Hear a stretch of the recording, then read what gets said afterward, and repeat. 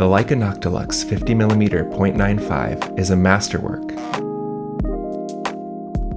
It's a true statement to what is possible in this modern era of ultra-refined, extraordinarily precise, computer-aided design. So why isn't it for me?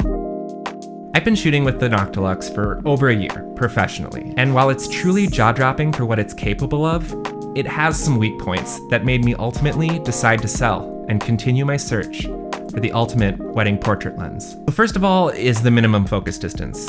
It doesn't really sound like much, a difference between a meter and 0.7 meters, but in reality, it is quite the difference. Most modern Leica lenses will focus down to 0.7 meters, which means you can get a comfortable distance to your subject, interact with them, especially on a 50. With the Noctilux, because of physics and how large those elements are, it's just not possible to focus any less than a meter, and this can really get in the way when you're taking photos of couples. Secondly, it's focus throw. The focus throw on the modern era Leica lenses tend to be quick and fast, so they want you to be able to be out in the field and just slam the lens one way, slam it the other. When you're working at a distance of a meter and your aperture is wide open at 0.95, that becomes insanely difficult to nail focus, especially on an M camera. An SL2 or an SL2S, even the original SL, this is a lot easier with focus peaking.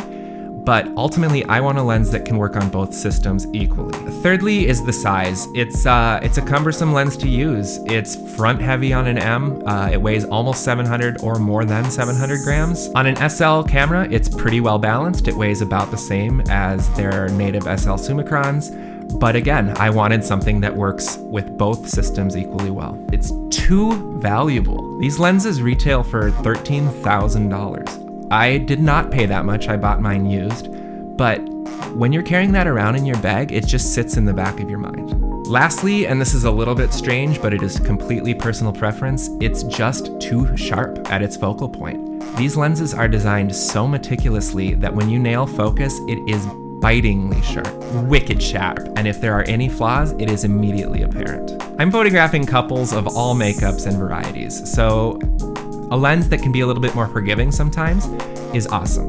And that leads into my last point, that this lens is kind of a one-trick pony.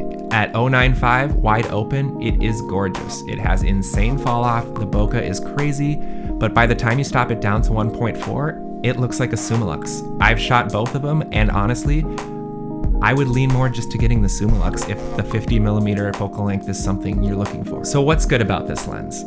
First thing is the lens's draw, its character. It renders absolutely beautiful. But when the conditions aren't right and you start to lean on the lens for its wide open ability and forget that stopping down can sometimes be a good thing, your photos start to kind of repeat themselves.